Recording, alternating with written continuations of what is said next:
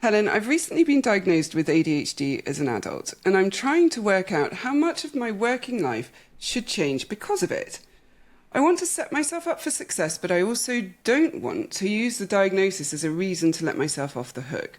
Where's the line between giving myself the right accommodations and still holding myself accountable? That's just come in from Rebecca. That's a good question. And I think it's a question that everyone should be asking, but most don't. And I think a lot of the time I see a diagnosis like that being waved around as an all-purpose shield, you know? Oh, I missed the deadline because ADHD. I was rude in the meeting because ADHD. No, you missed the deadline because you didn't manage the ADHD. That's a whole different thing. Yeah, I mean, I'd absolutely agree with that. A diagnosis explains behavior, but it doesn't excuse it. You know, it's a reason, not an excuse. And the purpose, like, of accommodation is to make it possible to meet, like, or just to be equitable and meet the same standards as everyone else and not to lower the standards to fit your needs, your habits. Right. You know? And if I talk from an employer's perspective, especially with clients like mine who expect, you know, total excellence, I have zero problem accommodating a genuine need. You know, things like noise-cancelling headphones or flexible hours or, you know, clear written instructions. That's all fine. What I cannot stand is when accommodation becomes code for everyone else picking up the slack indefinitely because you're not doing your job.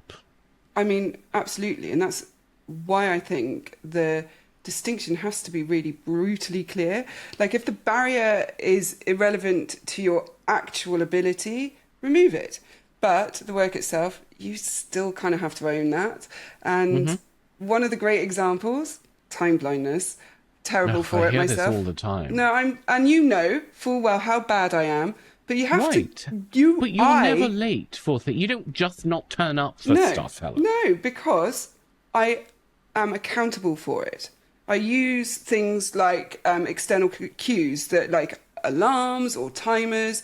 I have reminders on my phone. Every single appointment I have has a 10-minute warning to tell me you've got this coming. And so either I communicate I'm running late, because I will be sometimes, because A, I'm human, but B, ADHD. Or I go on time, right? Because you still have to deliver the project, the thing that you've been employed to do, right? Right. And I think that's the bit that people like to blur, don't they? So they say things like, well, I can't do mornings because of ADHD.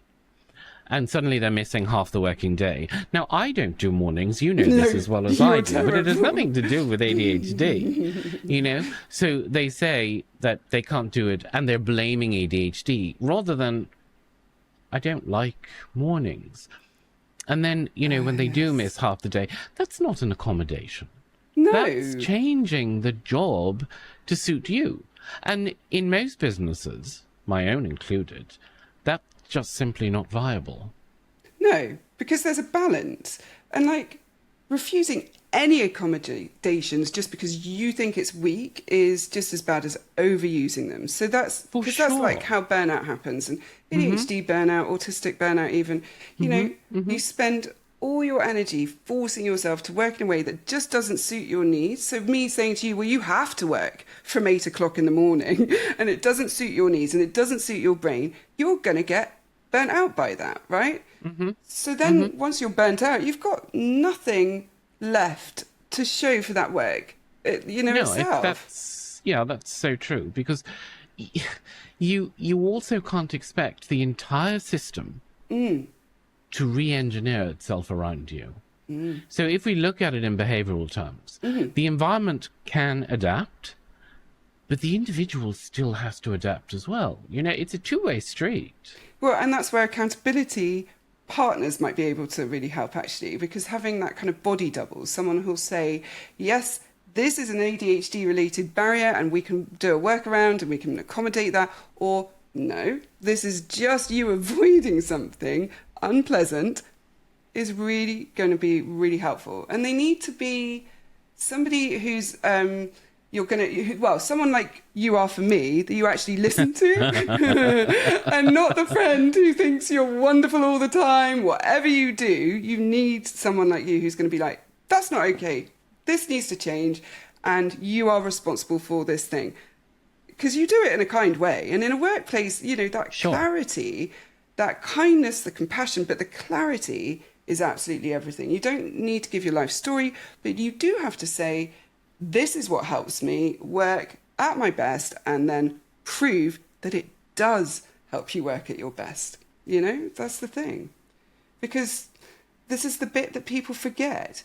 You're kind of on probation in that sense. Like, if your requested accommodation isn't actually producing better work, then what you've actually asked for is just a favour. And that's why, so true. Well, it's just so important. It's why I tell clients to treat accommodations like any other tool. Test it, measure it, find out whether it works, keep the ones that make you more productive, and ditch the ones that just make you more comfortable, Yeah, but comfort isn't always the goal, though, is it? No. In fact, a lot of the time, comfort is the enemy of progress. And because the work should still stretch you. Yes. Otherwise, your career stalls, and you don't know why, and you can't blame everything on ADHD. Right. So then the line is this. If the accommodation helps you meet the standard, you use it without guilt. If it's helping you avoid the standards, it's not an accommodation, it's an escape hatch.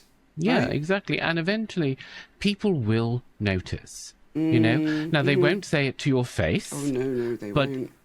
You will find yourself being quietly passed over. It doesn't matter whether that's in business or not, but in business, nobody invests in someone who's permanently explaining why they couldn't do something. Right. And to be honest, from a purely behavioral psychology standpoint, you have to be careful of the dilution effect. Because if you say something so often and you use something so often as an excuse, it actually loses its impact entirely. I mean, of course. And that's why accountability matters just as much as accommodation, because that thing of they're not opposites. They're things that have to work together. One clears the path for the other, and one clears the path and the other one keeps you moving down the path. You're kind of it's absolutely, using those things. It's so true.